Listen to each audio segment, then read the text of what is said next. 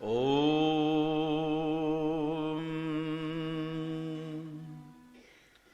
तद्विष्णोः परमं पदं सदा पश्यन्ति सूरयः दिवीव चक्षुराततम् यो भूतं च भव्यं च सर्वं यश्चादितिष्ठति स्वर्यस्य च केवलं तस्मै ज्येष्ठाय ब्रह्मणे नमः। तस्मै ज्येष्ठाय ब्रह्मणे नमः। तस्मै ज्येष्ठाय ब्रह्मणे नमः। मातृशक्ति भद्रपुरुषो, प्रातःकालीन इस मधुर वेला में हम सभी विद्यमान हैं। कुछ चिंतन मनन और परमेश्वर से आत्मकल्याण की प्रार्थना।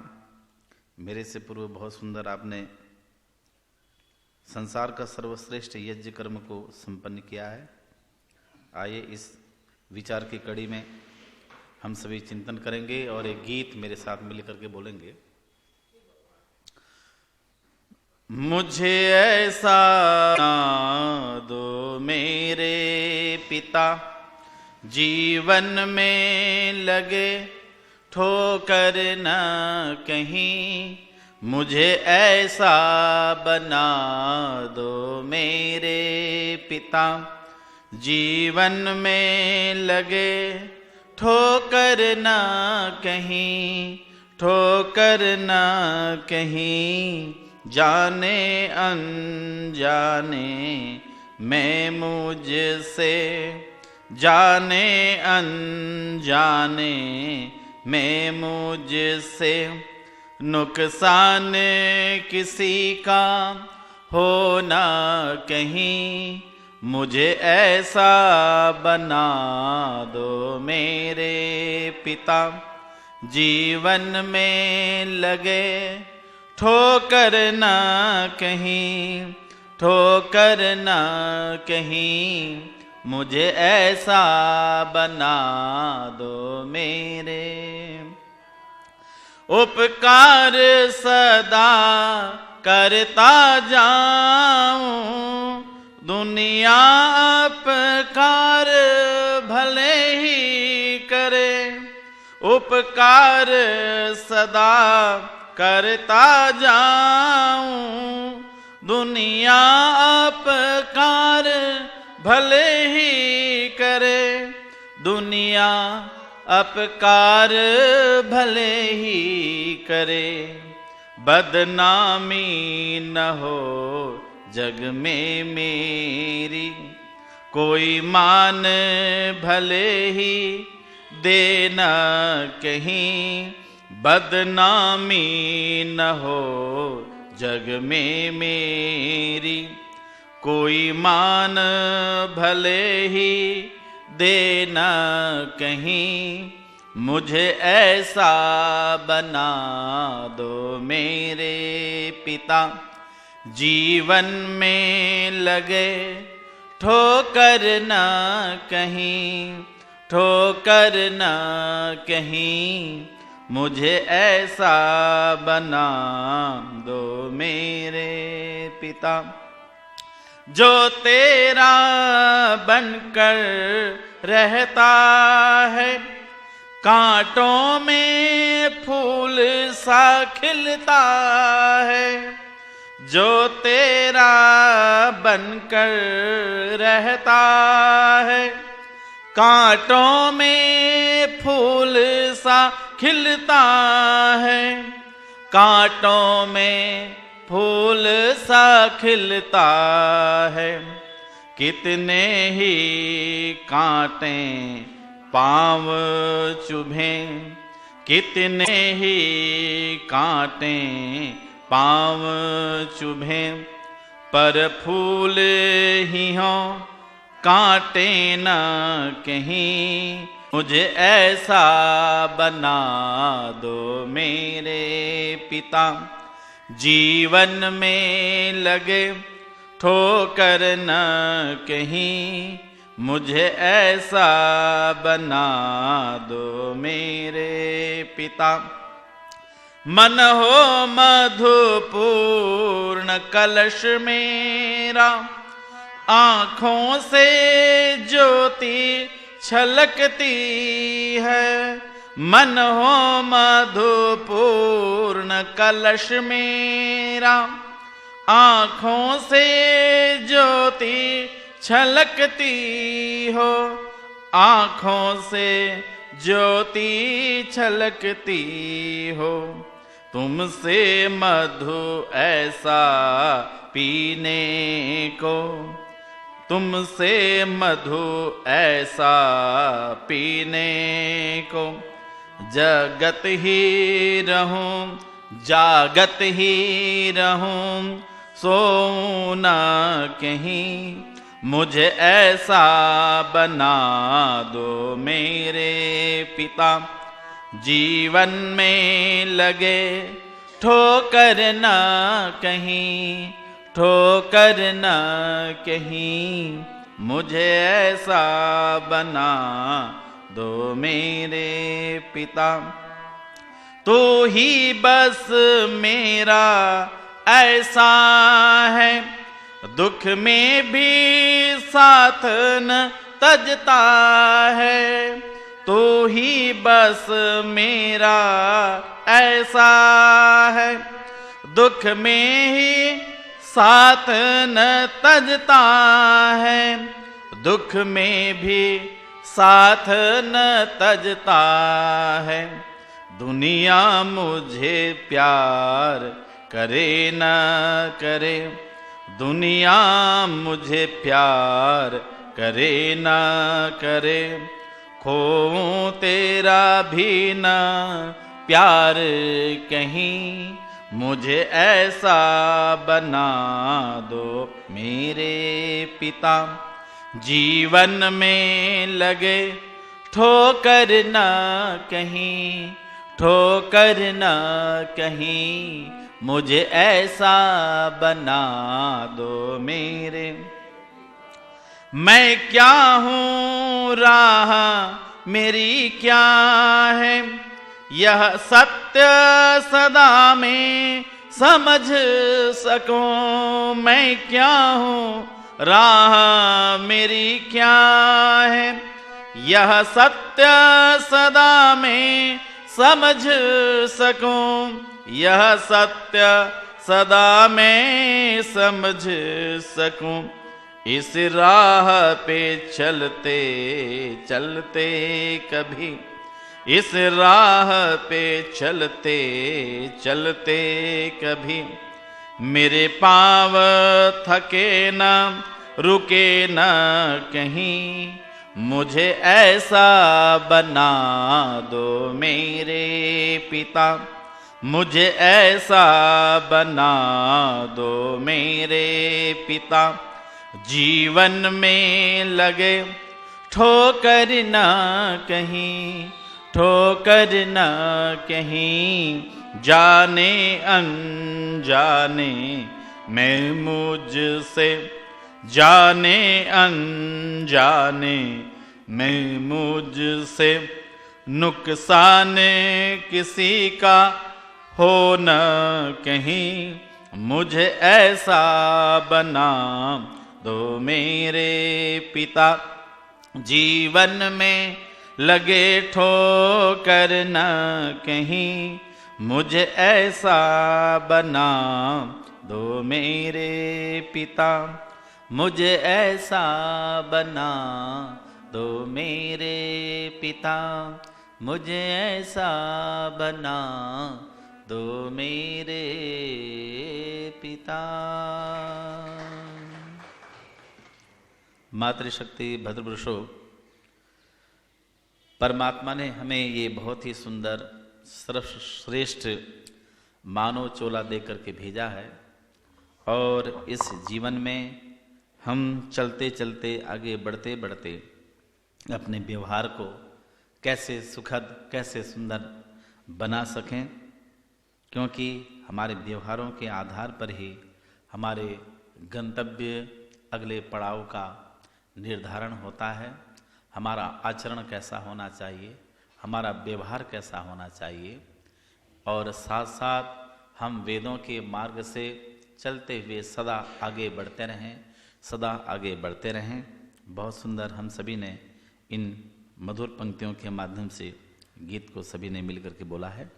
आइए कुछ क्षणों के लिए जो हमारी कड़ी चल रही है उस कड़ी पर चिंतन करते हुए हम आगे बढ़ेंगे।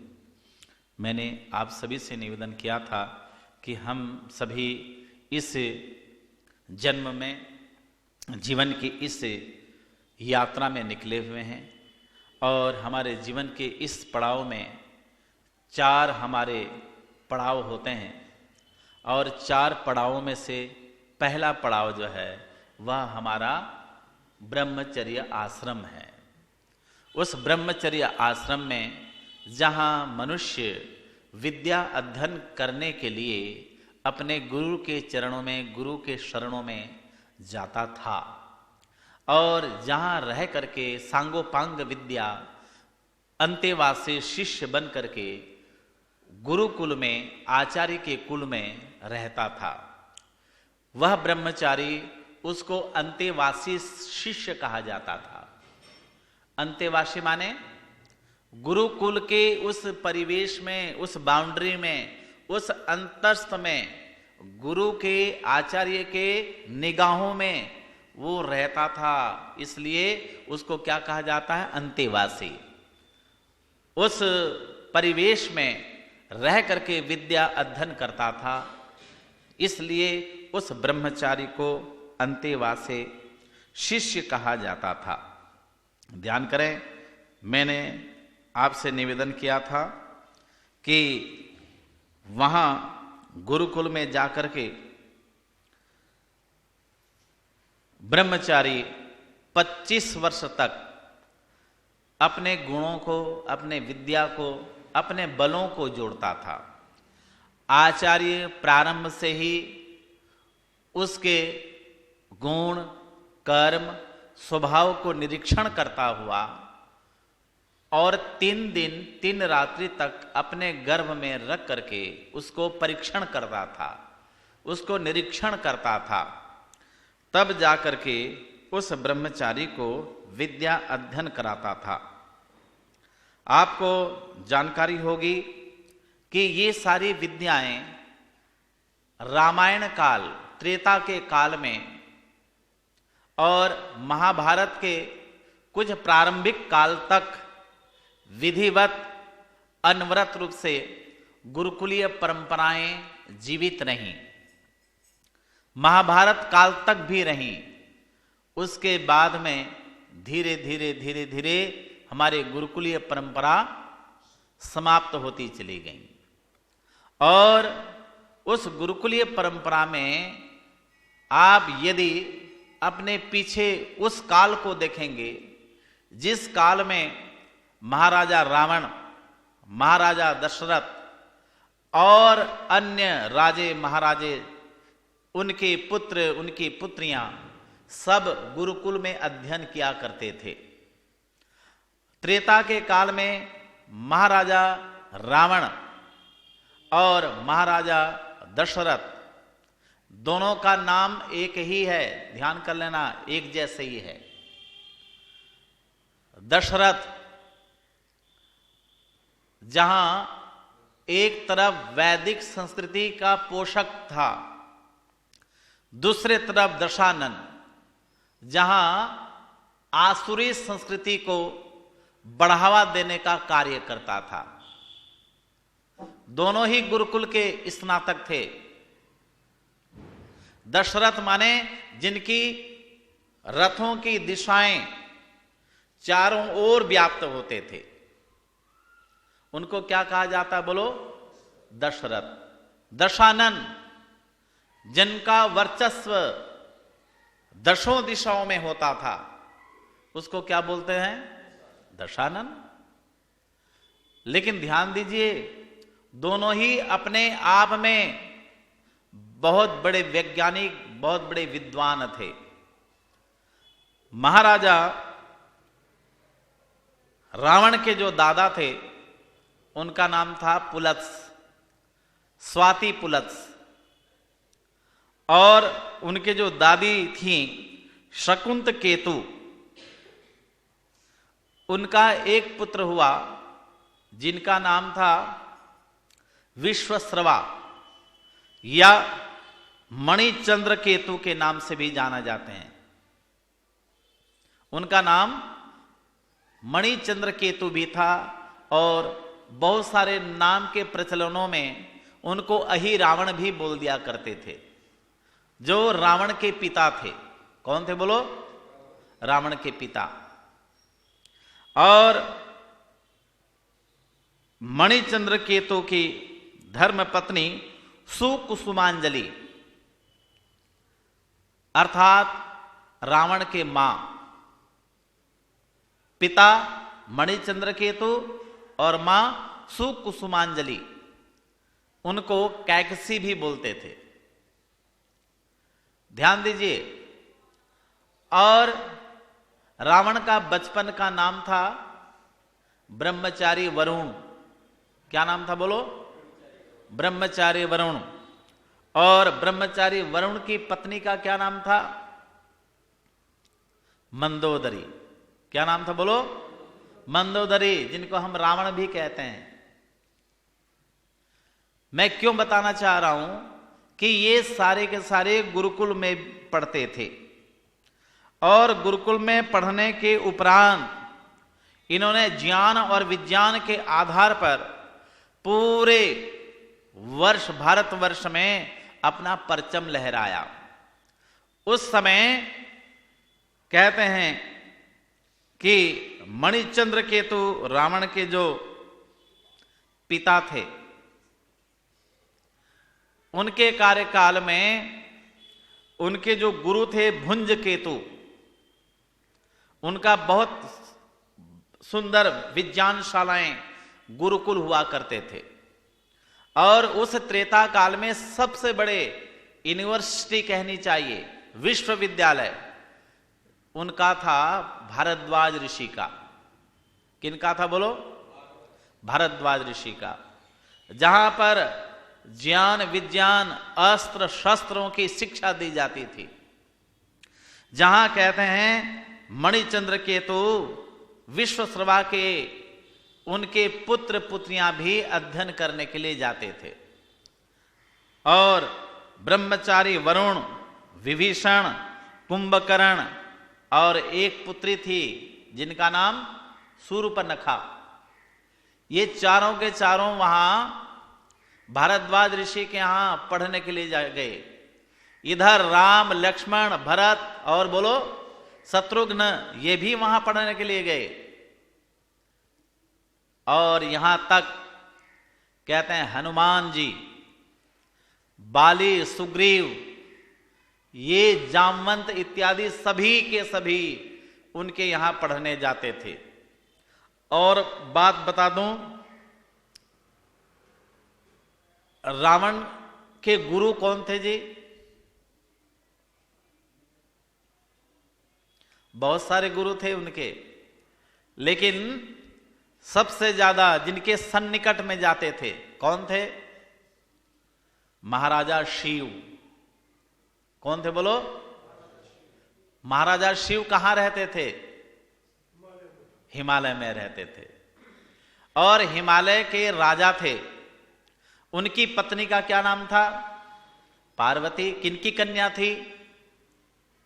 हिमाचल की, उनका नाम वो भी था। लेकिन कहते हैं उनके दो पुत्र थे, एक के नाम गणेश और एक के नाम बोलो कार्तिकेय। वो भी बड़े बुद्धिमान ज्ञाता थे।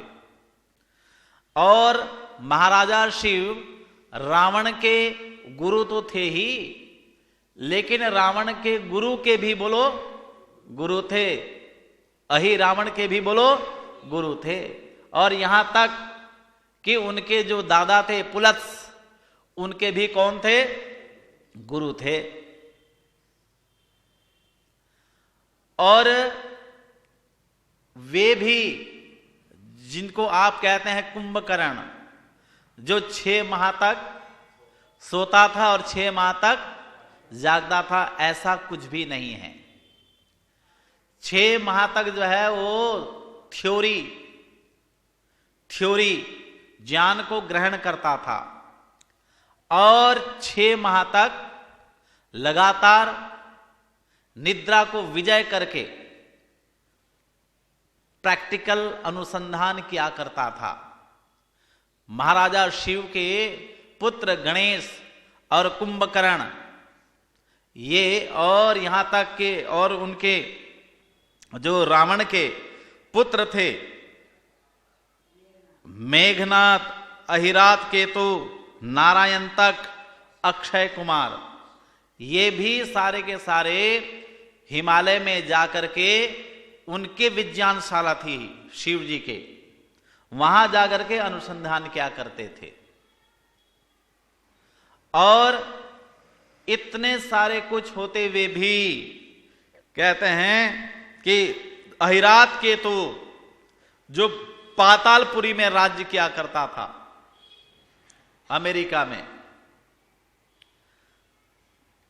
और साथ में कहते हैं कि उनके पुत्र जो मेघनाथ थे वो कहते हैं कि त्रिपुरी में वहां राज्य किया करता था।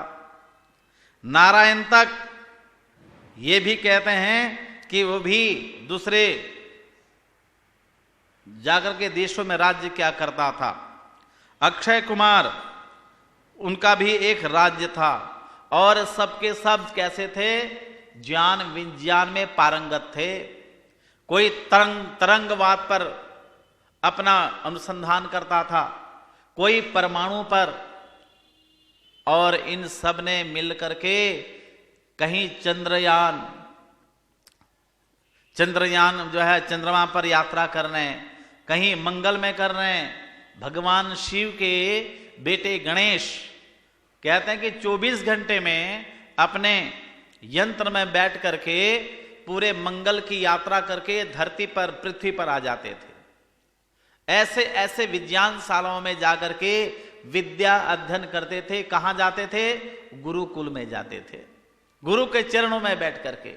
लेकिन जो मैं आपको बताने जा रहा हूं, ये जो कहानी मैंने क्यों सुनाई, इनके बारे में क्यों बताना चाह रहा हूं कि उस समय कहते हैं कि जब ब्रह्मचारी वरुण रावण का जब विवाह हो गया मंदोदरी से, महिदंत राजा और सुरेखा की बेटी थी मंदोदरी, उनसे जब विवाह हुआ तब कहते हैं अपने राज्य में आए, लंका में आए, और आकर के उनके जो पिता थे, दादा थे, उन्होंने सोचा भाई अब जो है रावण जो है पढ़ करके सब कुछ आ गया है, विवाह भी हो गया है, चलो अब इनको जो है राज्य के लिए जो है अभिषेक किया जाए, राज्याभिषेक।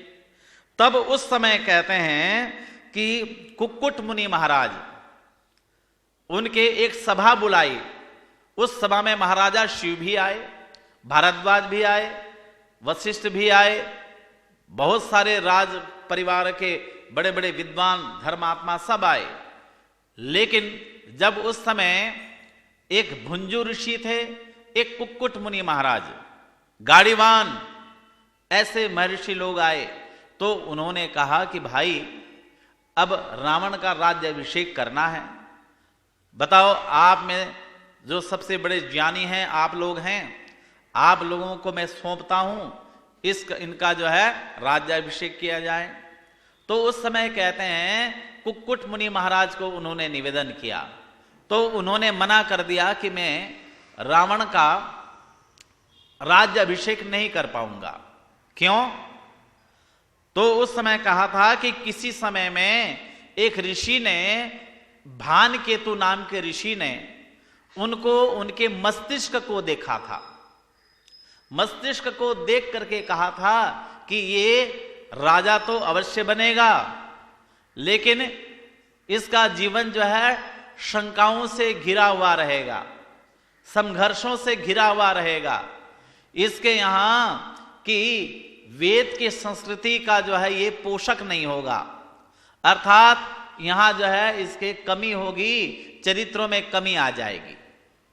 ये पहले ही उस ऋषि ने बता दिया था, भानकेतु नाम के ऋषि ने बता दिया था, क्योंकि उस समय ब्रह्मचारी वरुण वो आंगन में खेल रहा था, देखने में बहुत ही सुंदर प्रफुल्लित, परंतु उसके मस्तिष्क को देख करके आचार्य ने, ऋषि ने बता दिया था।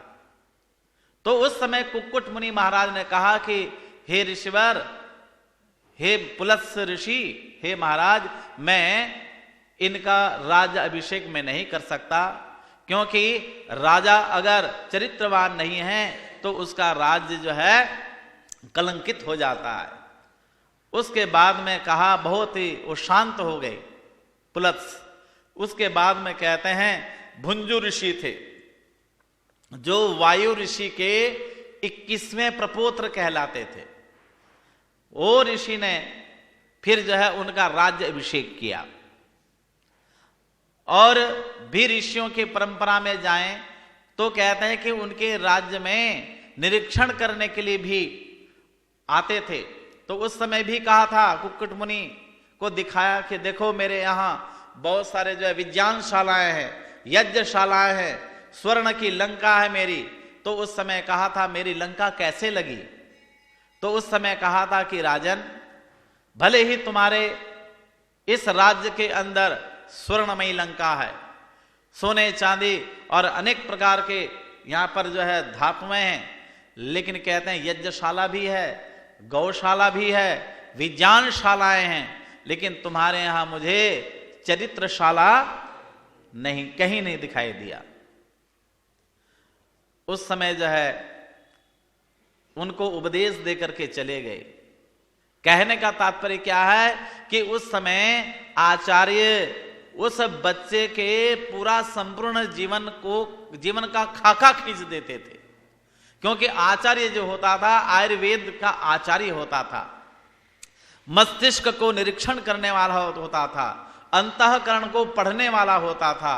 तब जाकर के ब्रह्मचारी को उसको कहते हैं शोधन किया करता था।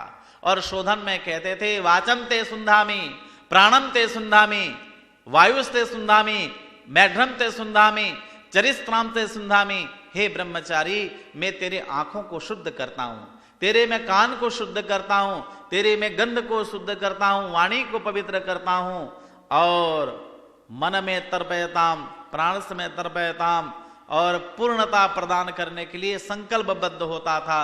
और उस समय कहते हैं उसको सारी विद्याएं प्रदान करके फिर उसके बाद में 24 वर्ष जब पूरे हो जाते थे, 25 वर्ष, तब कहते थे उसके गुण, कर्म, स्वभाव के आधार पर अगर ब्राह्मण वाला है तो उसको ब्रह्म विद्या देते थे, अगर छात्र वाला है तो उसको छात्र विद्या देते थे, कोई जो है व्यापारी कृषि वाला है तो उसको वैसे देते थे।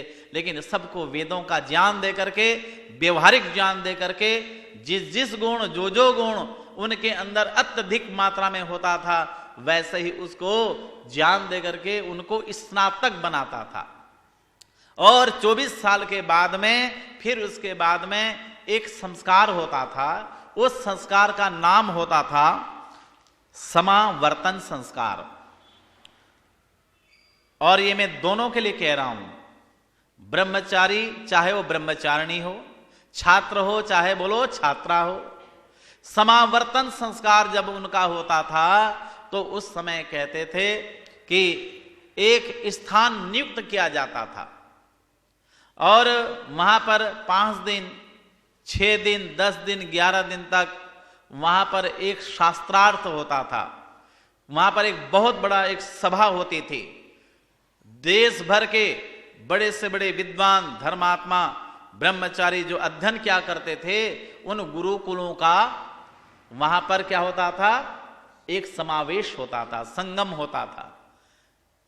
जो कन्या गुरुकुल की आचार्यां होती थीं वो एक तरफ आकर के बैठ जाती थीं, जो ब्रह्मचारी छात्रों के आचार्य होते थे वो एक तरफ बैठते थे।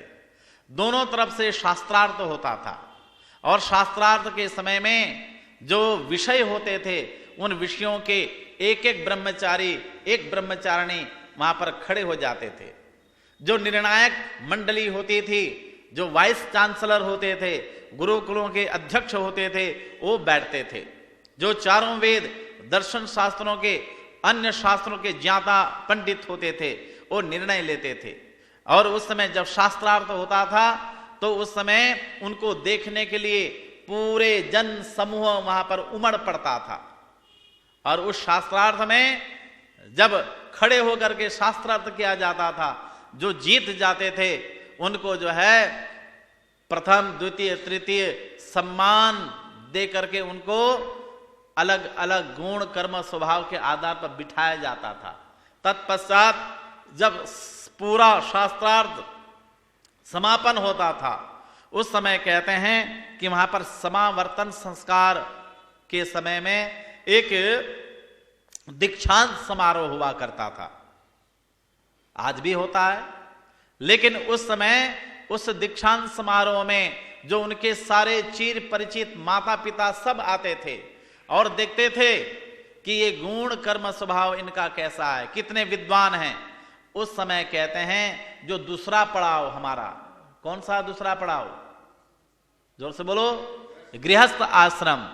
उस गृहस्थ आश्रम के लिए उनके जो माता पिता सब लोग आते थे।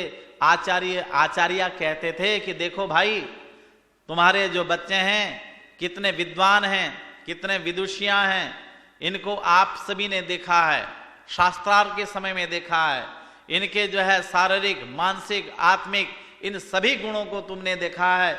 अब इनके जो है गृहस्थ आश्रम में ये अगर प्रवेश करना चाहें तो आप अपने बच्चों के क्या करें, बोलो, जाकर के विवाह इत्यादि आप कर सकते हैं। कैसे कर सकते हैं? गुण, कर्म, स्वभाव के आधार पर। उस समय जो है वर्ण धारण किया जाता था और वर्ण के आधार पर ही वहां पर जो है ये उनको जो है एक तरह से गृहस्थ में प्रवेश कराया जाता, वर्ग निर्धारण किया जाता था। जाति प्रथा नहीं थी, बल्कि ये वर्ग के आधार पर वर्ण जो है कहते हैं, ये वर्णों के आधार पर उनका समूह होता था।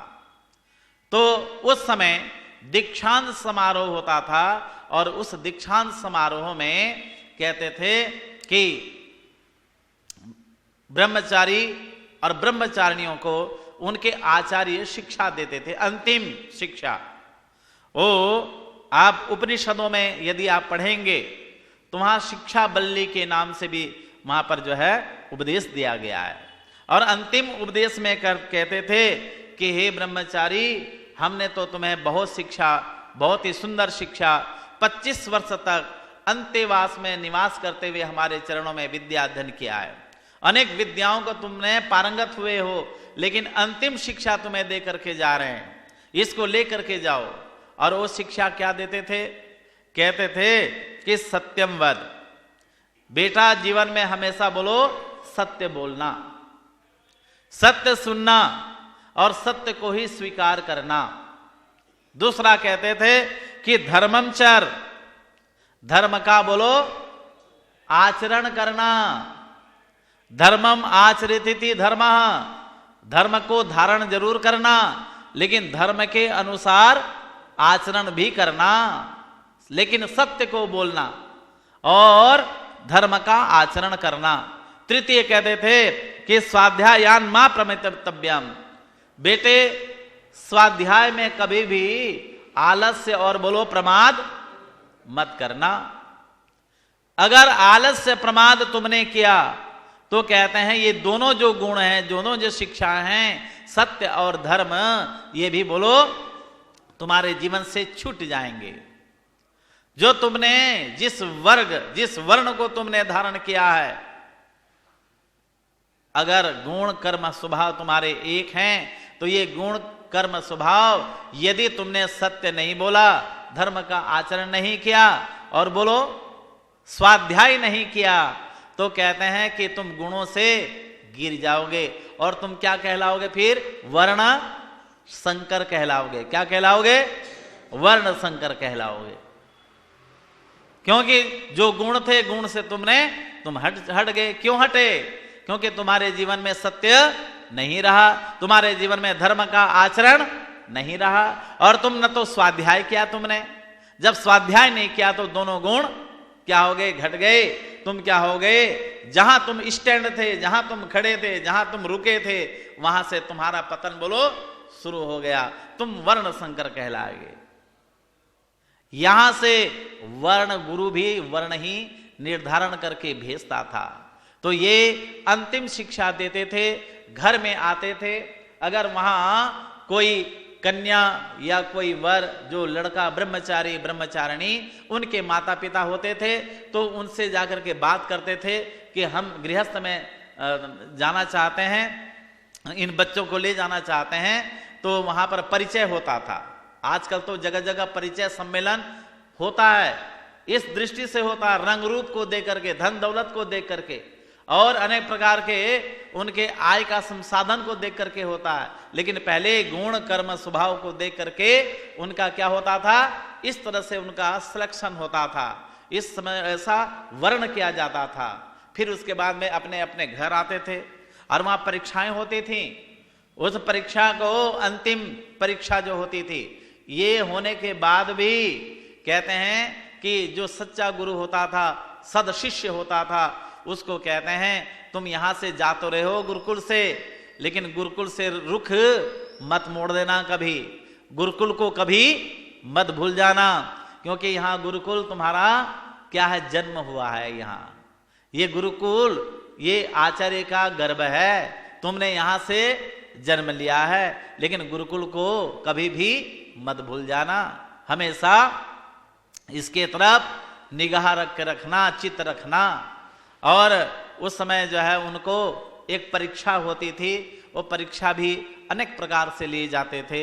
और कहते थे कि जब ये समावर्तन संस्कार घर में ब्रह्मचारी ब्रह्मचारिणियां जब आ जाते थे, तो उस समय समावर्तन संस्कार किया जाता था। 7 घड़े के जल से स्नान कराया जाता था। माता पिता बहुत सुंदर, उन जैसे उनको शुरू में प्रवेश करने के लिए गाजे बाजे के साथ में लेके गए थे, वैसे ही आखिरी समय में जब विद्या पढ़ के आते थे, तो उनको भी उस समय स्वागत करने के लिए पूरा गांव, आसपास सब लोग स्वागत करके उसको लाते थे। आपको जानकारी होनी चाहिए, जब कोई गंगा स्नान करने के लिए जाता था ना, अब भी जाते हैं, तो बहुत सारे लोग क्या करते हैं, उनको गांव के सीमा तक जो है माला डाल करके स्वागत करके लाते हैं, और बहुत सारे लोग भेंट देते हैं। और वो भी स्नान करके जब आता था तो प्रसाद बांटता था, क्योंकि वहां का प्रसाद लेकर के, हरिद्वार का प्रसाद लेकर के आया है, और वो सबको प्रसाद देता था। लेकिन साथ में कहते हैं, ऐसे ही जब ब्रह्मचारी ज्ञान से स्नान करके स्नातक बन करके जब आ जाता था, तो उसको भी वैसे ही स्वागत करने के लिए जाते थे। और क्या स्वागत में क्या करते थे? माला पुष्प इत्यादि तो होता होगा जैसा भी, लेकिन महर्षि दयानंद सरस्वती जी क्या लिखते हैं? कहते हैं कि मधुपर्क, मधुपर्क के द्वारा क्या करें? स्वागत करें। मधुपर्क क्या चीज है? दही, शहद और घृत की मात्रा, उसका जो है तीनों को मिला करके उसको सम्मिलन करा करके एक मिष्ठान बना दिया जाता था। उसका नाम है मधुपर्क विधि। मधुपर्क विधि 2 ही स्थान पर ऋषि ने लिखा है, एक विवाह संस्कार में, स्वागत विधि में, और एक जो है समावर्तन संस्कार में। जब ब्रह्मचारी गुरुकुल से पढ़ करके घर में आवे, तो माता पिता, परिवारजन, इष्ट मित्र उसको मधुपर्क दे करके स्वागत करें। क्यों? 3 चीजें हैं, दही, शहद और घी। शरीर के अंदर से वात, पित्त, कफ को ये शमन करने की शक्ति है, और तीनों एक ही मात्रा में नहीं होते, 12, 8 और 4 की मात्रा होती है। 12, 8 और 4 तो मिला करके, क्योंकि अगर घी और शहद को दोनों को मिला दोगे, सम कर दोगे तो क्या हो जाएगा? जहर बन जाएगा। और विषम कर दोगे तो क्या हो जाएगा? अमृत कहलाएगा। कितनी सुंदर व्यवस्था दी है। तो उसको खिला करके कहते हैं स्वागत करने चाहिए। और उस समय उनकी जटाएं बढ़ी हुई होती थी और कन्याएं कोई श्रृंगार नहीं करती थी। ध्यान कर लेना, गुरुकुलों में श्रृंगार करने का अधिकार उनको बोलो नहीं था। और ब्रह्मचारी को भी फैशन करने का बोलो अधिकार नहीं था। श्रृंगार से कोसों दूर, केवल विद्या अध्ययन में ही रत रहते थे। जब कहते हैं घर में आते थे उनकी दाढ़ी बढ़ जाती थी, जटाएं बढ़ जाती थी, तो उसको दूर करके फिर कहते हैं उसको सुंदर ब्रह्मचारी तो होता ही था, लेकिन उसको राजा बनाते थे। और ये स्वागत करके 7 घड़े के जल से स्नान कराया जाता था, क्योंकि वो स्नातक ज्ञान से नहा करके तो आ गया था, लेकिन उसको चंदन और अनेक प्रकार के बढ़िया सुंदर जो है जल से उसको स्नान कराया जाता था। और उसके बाद में अगर गृहस्थ में जाने के लिए तत्पर है तो उसको गृहस्थी बनाने के लिए तैयारी की जाती थी। इधर जो है कन्या को भी वैसे ही जो है तैयारी करके उसको भी गृहस्थ में जाने के लिए तत्पर होते थे। ये पहला पड़ाव मैंने आपके बीच में रखा है। ये केवल मेरा ही नहीं, किसी ब्रह्मचारी का नहीं, बल्कि मानव मात्र की एक ये प्रक्रिया है जीवन की यात्रा में, पहला पड़ाव ये। और उस पहला पड़ाव में जा करके फिर कहते हैं अगर वो ब्रह्मचारी रहता था, गृहस्थ में जाने नहीं जाता था, तो कहते हैं कि वो ब्रह्म विद्या का जो कुछ उसने ग्रहण करके आया है उसको दूसरों को बांटने के लिए हमेशा क्या रहता था? तत्पर रहता था। और उस पर वो उसको केवल पढ़ा नहीं, उसको जिया है, जीवन में उतार लिया है। और उसको जा करके जगह जगह क्या करता था? बांटने के लिए तत्पर हो जाता था। तो ये ब्रह्मचर्य अवस्था पहला मानव जीवन का प्रथम पड़ाव, ये सबके बीच में आता है, सबके जीवन में आता है। लेकिन पहले पड़ाव में ही यदि हम थक गए तो कहते हैं आगे यात्रा हमारी नहीं हो पाएगी। तो पहली अवस्था में हमने जो कुछ जोड़ा है, जो कुछ जीवन में कमाया है, उसको द्वितीय अवस्था गृहस्थ आश्रम में जाकर के उसको क्या करना है? घटाना है, उसको घटाना है। लेकिन उसकी भी पहले बोलो तैयारी होनी चाहिए, करनी पड़ती है। मैंने आपके बीच में प्रथम पड़ाव जीवन यात्रा का ये वर्णन करने का मैंने प्रयत्न किया है। और वैदिक रीति से महर्षि दयानंद सरस्वती जी महाराज ने संस्कार विधि के माध्यम से किस तरह से सुंदर व्यवस्था व्यवस्थित करते हुए उन्होंने हम सभी के लिए ये संदेश, आदेश और उपदेश दिया है। हम सभी को इन संस्कारों को घरों में करने चाहिए। बिना समावर्तन संस्कार के किसी को भी गृह में प्रवेश करने का अधिकार नहीं दिया जाता था। यही जो है क्या नाम, एक तरह से लाइसेंस होता है। ये लाइसेंस माने शिक्षित करके, परिपक्व बना करके इस जीवन यात्रा में उसको आगे बढ़ने के लिए संदेश और उपदेश दिया जाता है। क्योंकि हम सभी यात्री हैं। यात्रा तभी हमारी सफल होगी जब हम ट्रेंड हो जाएंगे, प्रशिक्षित हो जाएंगे, बिल्कुल ही अच्छे प्रकार से अपने इस यात्रा में हम अग्रसर हो सकते हैं। आप सभी ने सुना, आप सभी का बहुत बहुत धन्यवाद। ओम द्यौ शांति राम दरिक्षग्वं शांति पृथिवी शांतिरावः शांतिरोषधयः शांति वनस्पतयः शांतिर्विश्वे देवा शांतिर्ब्रह्म शांति सर्वं शांति शांतिरेव शांतिः सामा शांतिरेधि। ओम शांति शांति शांति। ओम। जो बोले सो अभय सत्य सनातन वैदिक धर्म की मर्यादा पुरुषोत्तम भगवान श्री रामचंद्र की, योगिराज श्री कृष्णचंद्र भगवान की, युग प्रवर्तक महर्षि देवदयानंद की, जगत गुरु बिरजानंद जी महाराज की, संसार के समस्त ऋषि मुनियों की, भारत माता की, गौ माता का, वेद की ज्योति, यज्ञ की ज्योति, ओम का झंडा, ज्ञान की गंगा, आर्य समाज कृणवंतो प्रणवाध्वनि ओम।